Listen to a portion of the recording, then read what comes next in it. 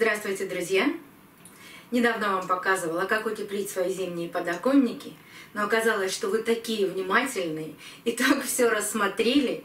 И самое большое количество вопросов было о том, как же подвешены мои лампы.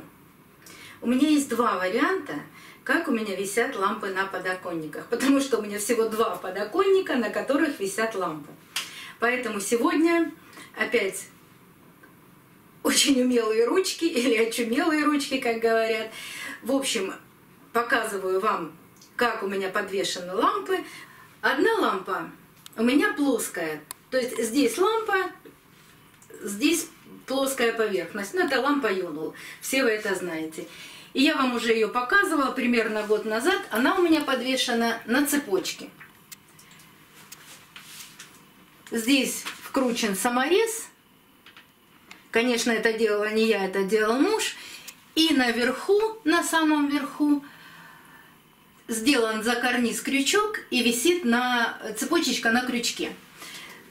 Для чего у меня так это сделано? Я эту могу лампу двигать, поднимать вверх и опускать. Ну, на длину цепочки, соответственно. Уже показывала, что у нас есть с вами вот такие прищепки, которые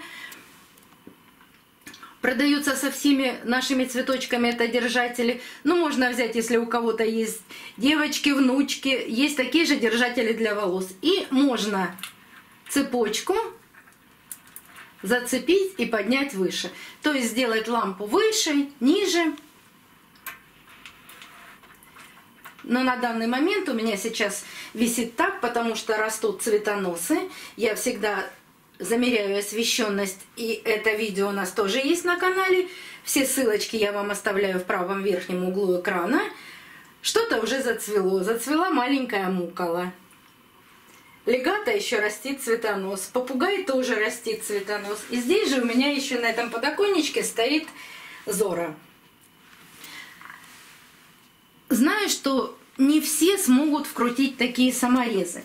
Поэтому можно сделать, для того, чтобы сделать или цепочку, или еще что-то.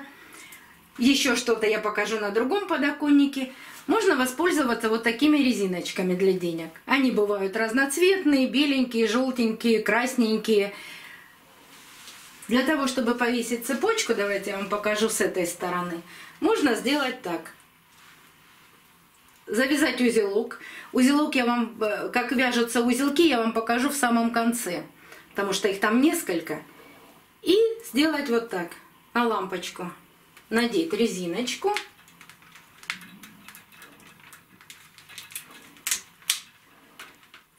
И прикрепить к ней цепочку. Потому что лампа плоская, и если сделать петельку, она будет немного болтаться. Поэтому лучше на резиночку. И вот так можно тоже подвесить лампу. Единственное, что лампа немного тепленькая, резиночка будет пересыхать. Резиночку можно менять, ну, раз в полгода можно поменять. Вот видите, даже снять ее сложно, она очень хорошо прилегает к лампе. Если не получается сделать такой узелок, можно сделать по-другому. Можно взять резиночку и обыкновенной канцелярской скрепкой зажать и сделать дальше цепочку. Скрепки тоже бывают разного цвета. Можно сделать беленькую, можно сделать зелененькую. Тоже будет хорошо держать лампу. Вот так. Тоже удобно. Это то, что касается ламп Юнул. А теперь пойдемте, я вам покажу в другой комнате, там, где у меня обыкновенные светодиодные лампы, они круглые. Там я делаю немножко по-другому. На этом подоконнике у меня другая лампа. Обыкновенная, круглая светодиодная лампа. Очень бюджетная, она стоит сейчас порядка 250 рублей у нас. Единственное, сразу могу сказать, эта лампа без арматуры и конструкции, поэтому здесь муж сделал так, как это нужно. Это я рассказать не могу, потому что если мужья с электричеством знакомы, они вам сделают то же самое. Это не очень сложно все. Здесь самое главное показать вам, что лампа у меня держится на вот такой тонкой веревочке. Можно ее купить беленькую, можно купить опять же цветную. И здесь я могу поменять высоту лампы. Как это делается? Вот так просто тянется за узелочек и меняется высота лампы. На другой стороне делать не буду, это будет понятно, что с двух сторон подтянули. Если цветоносы выросли высокие, то можно подтянуть, и будет уже другая высота.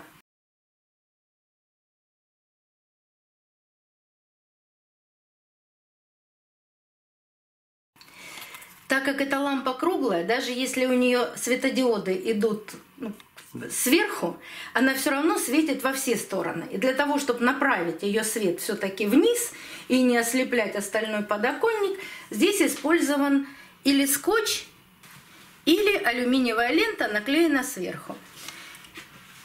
Есть в продаже в строительных магазинах две вот такие ленточки. Один – это скотч. Он стоит недорого и наклеивается сверху. А есть вот такая алюминиевая ленточка. Ленточка стоит значительно дороже. Единственное, что ей удобно очень клеить. Впрочем, как и скотчем, но она стоит около 400, по-моему, рублей. У нас есть и та, и другая. Поэтому чем нам больше удобно, то мы и наклеиваем.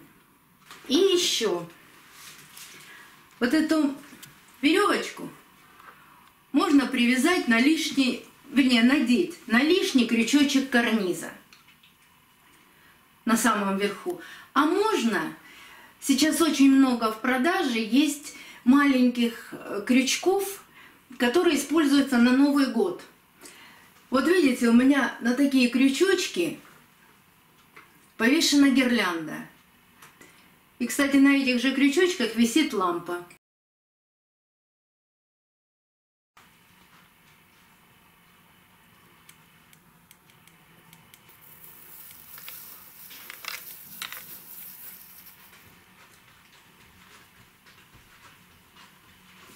А теперь давайте научимся вязать этих два несложных узелка. Вот я вам показывала резиночку, как вяжется такой узел. Первым мы попробуем сделать, с вами, вернее, не попробуем, а научимся сделать вот такой глухой узел на резиночке. Такой глухой узел я использую наверху, там, где веревочка прикреплена к карнизу. Сложили веревочку в 2 раза. Сложили ее пополам. Получилась такая петелечка. И вот в эту петельку 1 раз закручиваем вот эту петлю, и 2 раз.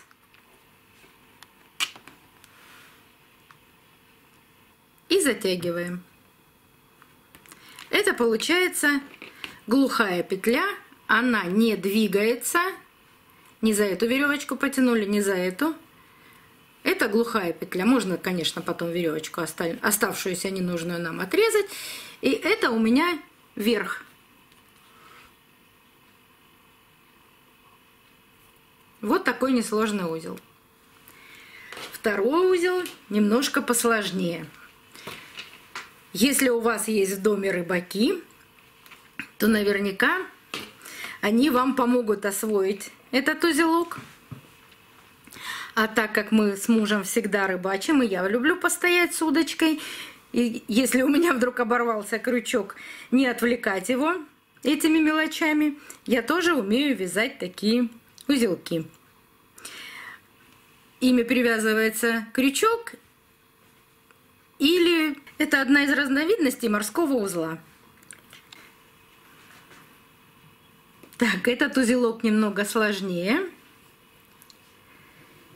Берем опять веревочку, складываем вдвое. Под пальчик делаем вот такую петлю из свободной части. И придерживаем эту петельку. И вот этой свободной частью начинаем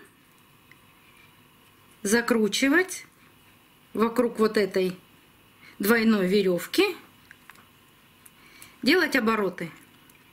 Надо сделать 4-5 оборотов. Ай, маленький у меня хвостик получился. И вот этот хвостик пропустить вот в эту петлю, которую мы держали пальчиком. И теперь мы это все затягиваем. Вытягиваем так, что тянется.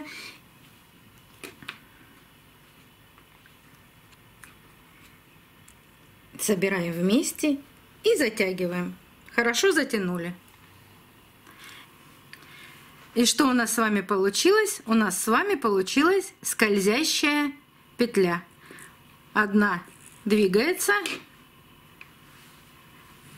в обе стороны. Вот такие петелечки. Кстати, если вам не нравятся вот такие веревочки, можно точно такую же петлю сделать на прозрачной леске. Здесь будет плохо видно, поэтому я вам не стала показывать на леске. Она вся прозрачная и просвечивается. Но двигается она точно так же.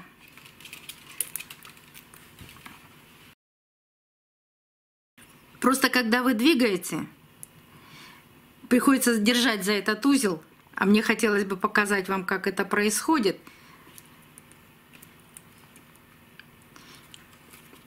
Все равно придется держать за узелочек, потому что двигается вот это.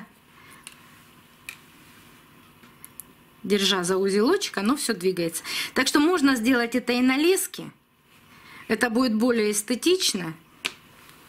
Как вам показать, так чтобы было видно, что на леске это будет совсем не видно на подоконнике.